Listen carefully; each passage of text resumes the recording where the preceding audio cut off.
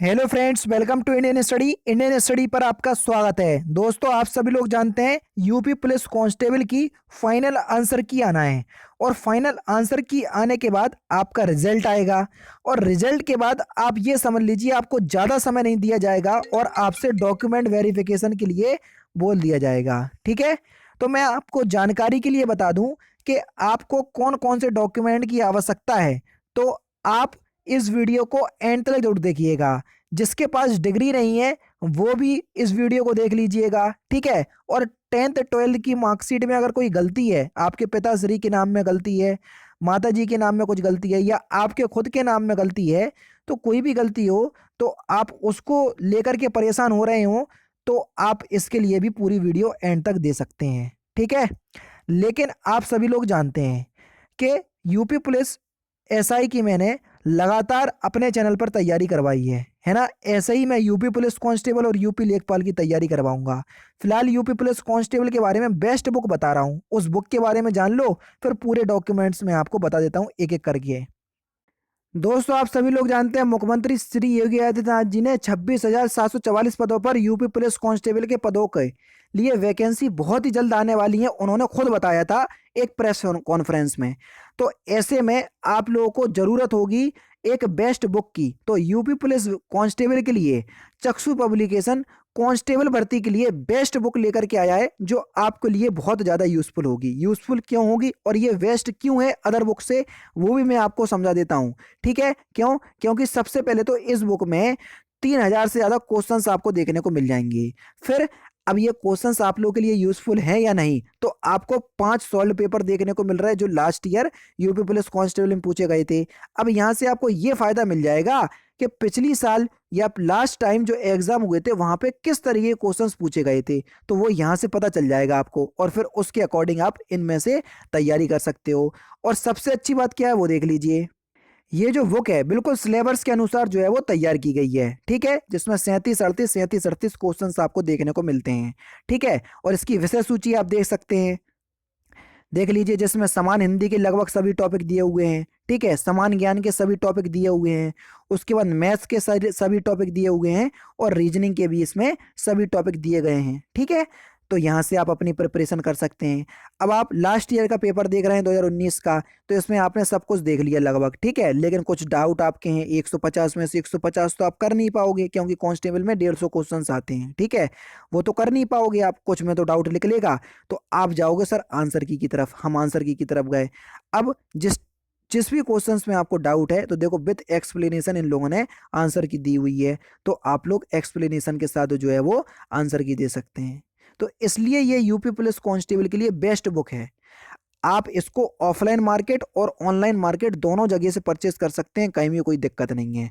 Online purchase करना चाह रहे हैं तो डिस्क्रिप्शन में लिंक है, फ्लिपकार्ट अमेजोन जहां आपका मन हो वहां से आप परचेस कर सकते हो। जो बुक आपके लिए यूजफुल होती है जिस वैकेंसी के लिए, वो मैं आपको बता देता हूँ, फिर आपकी इच्छा के ऊपर डिपेंड करता है। डिस्क्रिप्शन में लिंक है, एक बार जरूर से चेकआउट कीजिएगा। देखो, सबसे पहले हम बात करें सभी के बारे में। सभी के बारे में हम बात करते हैं। अगर आपके पास 10th और 12th की मार्कशीट है तो आपको 10th और 12th की मार्कशीट जब आप डॉक्यूमेंट वेरिफिकेशन करवाने जाएं, जब आप डॉक्यूमेंट वेरिफिकेशन करवाने जाएं तो आप इसकी मूल प्रति यानी कि ओरिजिनल जो भर्ती बोर्ड या बोर्ड ने आपको दी है उसका लेकर के जाना है। जो सत्यापन या जो वेरिफिकेशन होता है वो ओरिजिनल डॉक्यूमेंट्स का होता है, फोटो स्टेट का इसमें कोई काम नहीं रहता है। कई लोग फोटो कॉपी करवा लेते हैं या जेरोक्स कॉपी करवा लेते हैं, उसका उसमें कोई काम नहीं होता है। लेकिन हाँ, किसी किसी में लग जाती है, तो आप 10th और 12th की ओरिजिनल तो लेके जाना ही है और फोटो कॉपी भी लेकर के जाना है। अगर इसकी दो दो फोटो कॉपी करवा लेते हो तो बहुत अच्छी बात है। ओरिजिनल आपको 100% लेकर के जाना है। फोटो कॉपी लेकर के भी नहीं जाओगे तो वहां पर करवा लेना, लेकिन ओरिजिनल आपको जरूर लेके जाना है। जो डॉक्यूमेंट वेरिफिकेशन होता है वो ओरिजिनल का ही होता है, समझ रहे? तो ओरिजिनल आपको जरूर लेकर के जाना है। 10th और 12th की बात खत्म हो गई। अब हम बात करें ग्रेजुएशन की। ग्रेजुएशन की। अब कई लोगों के पास फर्स्ट ईयर की मार्कशीट है, कई के पास सेकंड की और कई के पास थर्ड ईयर की मार्कशीट है। थर्ड ईयर की मार्कशीट को हम फाइनल ईयर की मार्कशीट भी बोलते हैं। जिन्होंने बीए, बीएससी, बीकॉम ये सभी किया हुआ है, जिसने बीटेक किया हुआ है तो उसकी फोर्थ ईयर की रहती है, ठीक है, तो वो चौथे ईयर की फाइनल ईयर की मार्कशीट मान सकता है, ठीक है। तो कई लोग बोल रहे हैं सर तीनों लेकर के जाना है या केवल और केवल फाइनल ईयर की लेकर के जाना है। देखो मैं आपको जानकारी के लिए बता दूं, आपको तीनों ही लेकर के जाना है। अगर वो फाइनल ईयर की मांगे तो आप फाइनल ईयर की पेश कर देना, वो कह दें बाकी 2 ईयर की कहाँ है तो दिखा देना, बात खत्म हो गई। इसमें इतना कौन सा भारी भरकम चीजें हैं जो आपको उठाने में दिक्कत होगी, है ना। आपको तीनों ईयर की मार्कशीट लेकर के जाना है, वो भी ओरिजिनल, ओरिजिनल लेकर के जाना है, इस बात को ध्यान रखना। तीनों ईयर की मार्कशीट, ठीक है, तीनों ईयर की आपको मार्कशीट ओरिजिनल लेकर के जाना है, इस बात को ध्यान रखना। दो दो फोटो स्टेट करवा लेते हो तो अच्छी बात है। अब आते हैं हम कैटेगरी वाइज। जिसने ओबीसी, एससी और एसटी से फॉर्म अप्लाई किया हुआ है, ठीक है, तो इनको जाति प्रमाण पत्र, जो उत्तर प्रदेश एसआई का फॉर्म भरते समय जो जाति प्रमाण पत्र, जो निवास प्रमाण पत्र लगाया है, वही जाति प्रमाण पत्र और वही निवास प्रमाण पत्र आपको ओरिजिनल लेकर के जाना है जब डॉक्यूमेंट वेरिफिकेशन करवाने जाओ। समझ गए, ओरिजिनल की बात कर रहा हूं मैं कि ओरिजिनल डॉक्यूमेंट्स आपको लेकर के जाना है, ठीक है।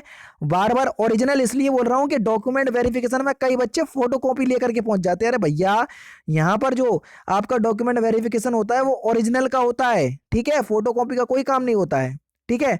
ओबीसी, एससी, एसटी का हो गया काम। अब हम बात करें ईडब्ल्यूएस की, तो ईडब्ल्यूएस कैटेगरी वालों के लिए जो सर्टिफिकेट बना है उनका स्टेट वाला, वो आपको लेकर के जाना है। और जाति निवास प्रमाण पत्र, जाति प्रमाण पत्र और आय प्रमाण पत्र आपने बनाया है तो आप जरूर से लेकर के जाइएगा, निवास और आय ईडब्ल्यूएस वालों के लिए, ठीक है, खत्म हो गया। अब हम बात करें एक्स सर्विसमैन के लिए, तो उनका जो सर्टिफिकेट होता है वो लेकर के जाइएगा, ठीक है।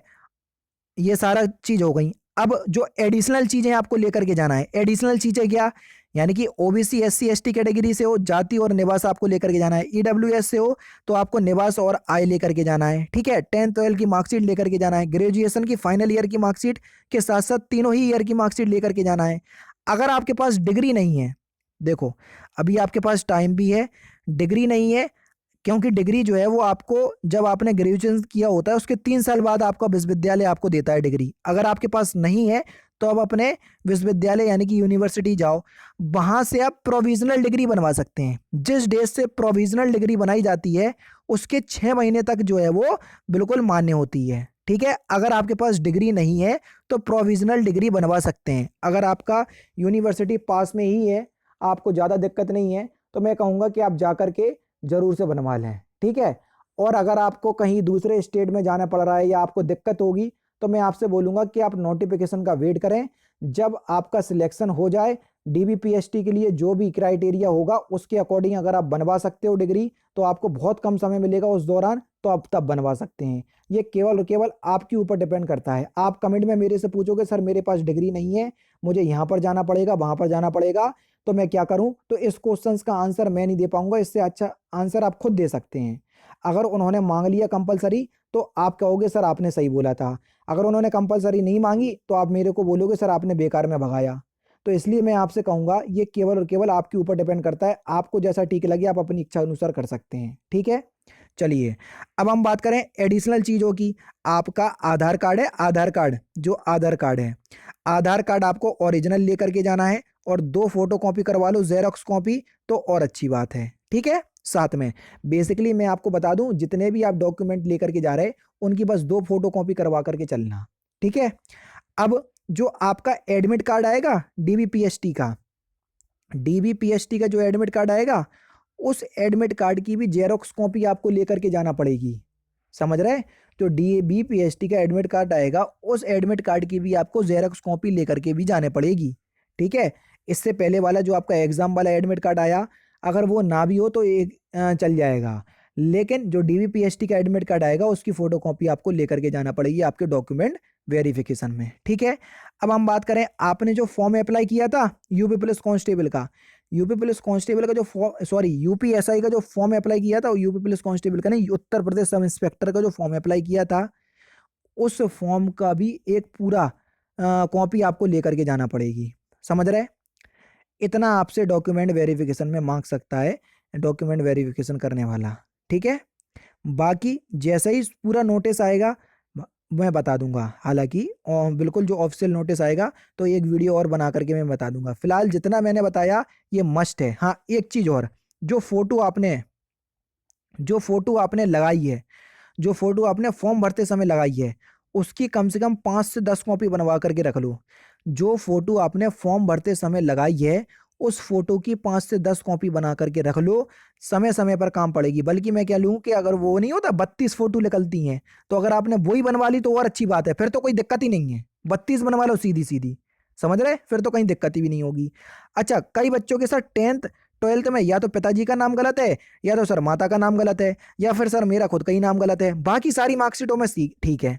बाकी इस एक ही मार्कशीट, मतलब कोई भी एक मार्कशीट ले लो जिसमें आपका नाम गलत है, बाकी सारी मार्कशीटों में ठीक है। आधार कार्ड में ठीक है, पैन कार्ड में ठीक है, ठीक है, और बैंक में ठीक है, जो भी हो सभी में ठीक है। लेकिन सर एक मार्कशीट में गलत है, तो आपको कुछ नहीं करना पड़ेगा। आपको पास की तहसील में जाकर के, ठीक है, पास की तहसील में जाकर के एक एफिडेविट, या कचहरी में जाकर के एफिडेविट बनवाने पड़ेगा।